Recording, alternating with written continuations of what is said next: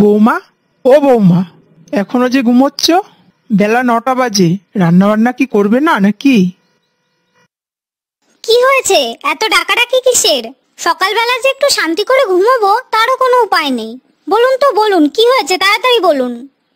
সকাল কিসের বৌমা, এখন তো বেলা 9টা বাজে। রাকেশ তো কখন থেকে বসে আছে খেয়ে দিয়ে কাজে বেরোবে বলে। তুমি তাড়াতাড়ি রান্নাটা করে দাও। কি, আমি রান্না করব? না না, আমি কোনো রান্না বান্না করতে পারবো না। আমি যদি রান্না করি তাহলে আমার এত সুন্দর চেহারা নষ্ট হয়ে যাবে। এমনি সকাল সকাল ঘুম থেকে উঠে আমার চোখের নিচে কেমন কালো কালো দাগ পড়ে গেছে। তারপর যদি আবার আগুনের সামনে যাই তাহলে আমার এত ধবধবে ফর্সা গায়ের রং একেবারে কালো হয়ে যাবে। তা তুমি রান্না করবে না তো কে করবে? তা আপনি তো সারাদিন শুয়ে বসেই থাকেন, রান্নাটা আপনি করে ফেললেই তো পারেন।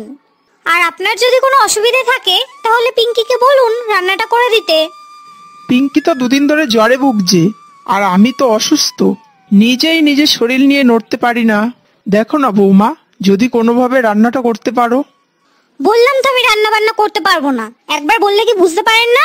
আজ আসুক আপনার ছেলে, অসুস্থতার নাম করে খালি পায়ের উপর পা তুলে খাওয়া আর ঘুমানো, দেখাচ্ছি মজা।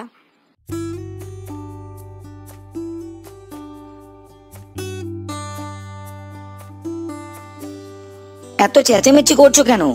কত দূর থেকে তোমাদের গলার আওয়াজ শোনা যাচ্ছে জানো? চেঁচামেচি করবো না তো কি করব বলো? তোমার মায়ের নাটক তো দিন দিন বেড়েই চলেছে। সারাদিন শুয়ে বসে পায়ের ওপর পা তুলে খাচ্ছে আর ঘুমাচ্ছে, আর আমাকে খাটিয়ে মারছে। দেখো না দেখো, খাটতে খাটতে আমার গায়ের রংটা কেমন হয়ে গেছে। কি, মা তোমাকে রান্না করতে বলেছে? না না, তোমার রান্না করার কোনো দরকার নেই। তুমি মাথাটা ঠান্ডা করে বসো তো, আমি মায়ের সাথে কথা বলে আসছি। তোমার মাকে ভালো করে বুঝিয়ে দাও যাতে এরপর থেকে আমাকে রান্নার কথা না বলে। আর এর পরেও যদি তোমার মা আমাকে রান্নার কথা বলে তাহলে তোমার মায়ের একদিন কি আমার একদিন।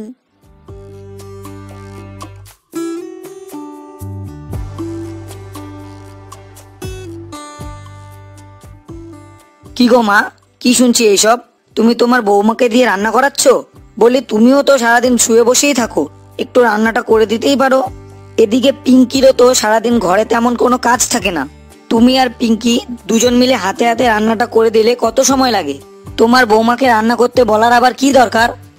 কেন, বাড়ির সব কাজ তো আমি আর পিঙ্কি মিলেই করি। তোর বউ আবার কোন কাজটা করে শুনি? গত দুদিন ধরে পিঙ্কির জ্বর, আর আমার শরীরটাও তেমন একটা ভালো না, তাই তো তোর বউকে আজকে রান্নাটা করতে বললাম। মা, আমি তো কদিন ধরেই দেখছি তোমার বৌমা একা হাতে সব বাড়ির কাজ করছে। তুমি আর পিঙ্কি তো শুয়ে বসেই থাকো, ওর হাতে হাতে একটু কাজগুলো করে দিলেই তো পারো।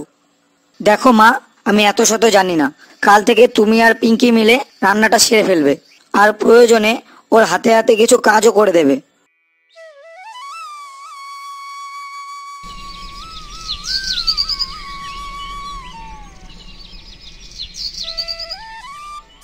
পিঙ্কি, এই পিঙ্কি, তাড়াতাড়ি আয় বলছি। কখন থেকে ডাকছি, শুনতে পাস না নাকি?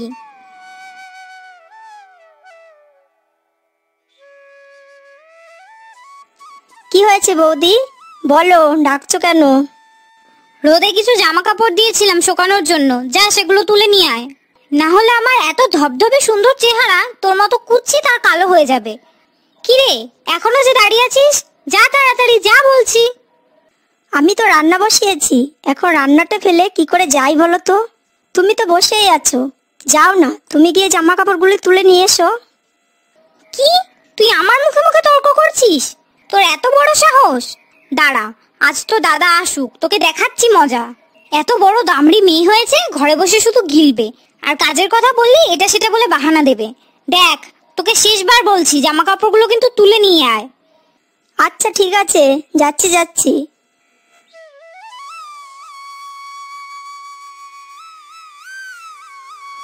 কত আশা করেছিলাম, ঘরে বৌদি আসছে, আমাকে এখন আর কোনো কাজ করতে হবে না, সব কাজ বৌদি একাই করে নেবে।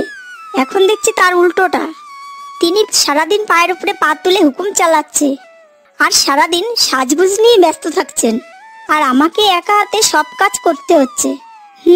ওনার রূপের এত অহংকার, আমি নিশ্চিত ওনার অহংকার একদিন না একদিন ভাঙবেই। হ্যাঁ গো, দেখো না আমার হাত পাগুলো কেমন হয়ে গেছে। তুমি আমার জন্য একটা ভালো ক্রিম এনে দিও তো, যাতে ক্রিমটা মেখে আমার গায়ের রং আরো ফর্সা হয়ে যায়। আর আমাকে আগের থেকেও বেশি সুন্দর দেখায়। কেন গিন্নি, তুমি তো এমনিতেই সুন্দর, তোমার আবার ক্রিম মাখার কি দরকার? গ্রামে যত মহিলা আছে সব থেকে সুন্দরী তুমি, ওদের সাথে কি তোমার তুলনা করলে হয়? তাই আমি বলি কি, তোমার আর ক্রিম মাখতে হবে না। না না, বাইরে কত চড়া রোদ দেখেছো? যদি আমি ক্রিম না মাখি তাহলে তো এই চড়া রোদে আমার গায়ের রং শ্যামলা হয়ে যাবে, তখন তো আমি আর এত সুন্দরী থাকবো না। তাই আমি বলছি কি, তুমি আজই ক্রিমটা এনে দাও। ঠিক আছে, আমি কাজে বেরোচ্ছি, আসার পথে তোমার জন্য ক্রিমটা নিয়ে আসবো।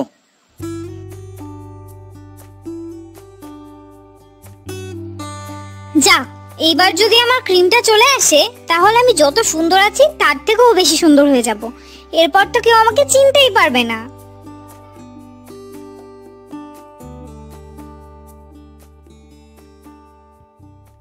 বৌদি, মা জল চাইছিল, আমি ঘরে গিয়ে দেখি খাওয়ার মতো একটুও জল নেই। বলছি কি বৌদি, রোজ তো তুমি জল আনতে যাও, এখন কি জল আনতে যেতে পারবে? যতদিন গিয়েছি বাবা গিয়েছি, এখন আর আমি যেতে পারবো না। একেই আমি ক্রিম আনতে বলেছি, আর এখন যদি আমি রোদে যাই তাহলে আমার গায়ের রং কালো হয়ে যাবে, আর আমি গ্রামে মুখই দেখাতে পারবো না। আমার মনে হয় তুই সেটাই চাস। না না বৌদি, তুমি এ কি বলছো? আমি তো কখনোই তোমার খারাপ চাই না। বৌদি তো মায়ের মতো, আর আমি ভগবানের কাছে সবসময় চাইবো আমার মতো কালো এই পৃথিবীতে আর কেউই না জন্মায়। হ্যাঁ, তুই ভগবানের কাছে এটাই চা, যাতে তোর মতো আর কালো মেয়ে এই পৃথিবীতে আর একটাও না জন্মায়। তাহলে বিয়ে তো দূরের কথা, কেউ পছন্দই করবে না। ঠিক আছে বৌদি, তোমাকে এখন আর রোদে বেরোতে হবে না, আমি গিয়ে জল নিয়ে আসছি।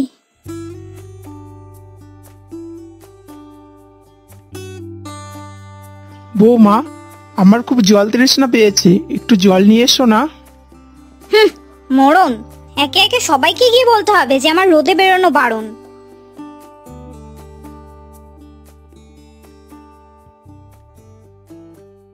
আপনি আরেকটু অপেক্ষা করতে পারছেন না? পিঙ্কি তো গেছে জল আনতে, জল নিয়ে আসলেই তো আপনি খেতে পারবেন। এত জোরে জোরে চিৎকার করার কি আছে? ও, পিঙ্কি জল আনতে গেছে? আমি তো জানতাম না বৌমা, তাই তোমাকে জিজ্ঞাসা করছিলাম।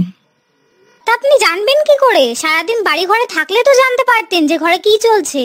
বলি শুনুন, আমি পিঙ্কিকে বলে দিয়েছি আজ থেকে আমি সূর্যের আলোতে বাইরে বের হব না, আর না হলে আমার গায়ের রং আপনার মেয়ের মতো কালো হয়ে যাবে। সে কি বৌমা, তুমি যদি একেবারেই ঘরের বাইরে না বেরো তাহলে ঘরের এত কাজ সেগুলি কে করবে? তা কে আবার করবে?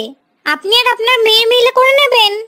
না না বাবা, আমি সূর্যের আলোর সামনে গিয়ে আমার গায়ের রংটা কালো করতে পারবো না। ঠিক আছে বৌমা, তুমি যখন বলছো আজ থেকে ঘরের কাজ আমি আর পিঙ্কি মিলেই করে নেব। তাই করবেন। হুম।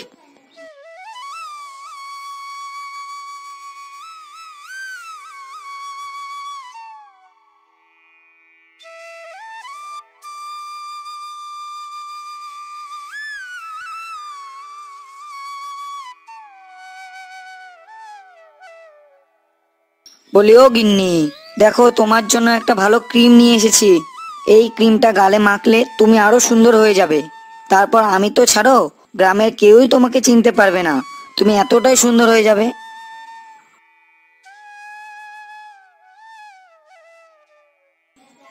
কই দেখি ক্রিমটা, আমার তো আর তর্স হয়েছে না কখন যে ক্রিমটা নিয়ে গালে মাখবো। শোনো, ক্রিমটা মাখার কিছু নিয়ম আছে, তুমি যদি নিয়ম মতো না মাখো তাহলে যতটা উপকার তোমার চেহারার হতো সে উপকার আর হবে না। ততটা উপকার হবে না? তুমি তো কিছুই জানো না, আমি তো আরো অন্য ক্রিমও মাখি। তোমাকে আমার ক্রিমের সম্বন্ধে আর জ্ঞান দিতে হবে না।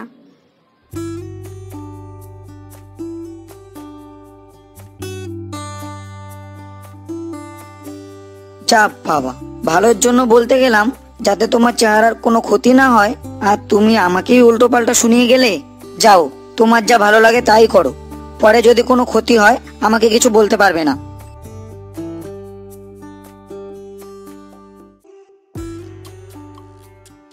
শোনো, আমি কাজে বেরোচ্ছি, আজ পিঙ্কিকে বলো ভালো কিছু রান্না করতে।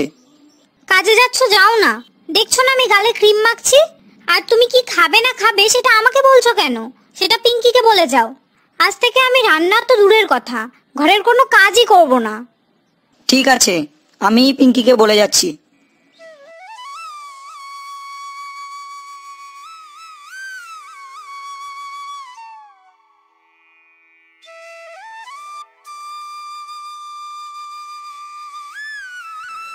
বলি কি বৌদি, এই নিয়ে 3-4 বার হলো তুমি গালে ক্রিম মাখছো। বলি এখন বেলা 2টো বাজে, খাবারটা তো খেয়ে নাও। তোকে আর জ্ঞান দিতে হবে না কতবার ক্রিম মাখতে হবে বলে। এদিকে তোর চেহারার দিকে তো তাকানোই যাচ্ছে না। নে চল খাবারটা খেয়েই আসি। এদিকে আমার গাল দুটো আবার শুকিয়ে এলো বলে ক্রিমটা আবার মাখতে হবে।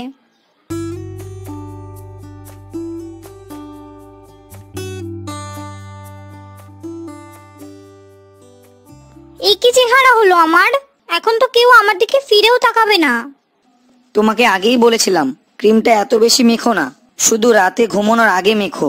আর তুমি সারাদিনই ক্রিম মেখে রেখেছো। নাও আরো বেশি করে ক্রিম মাখো।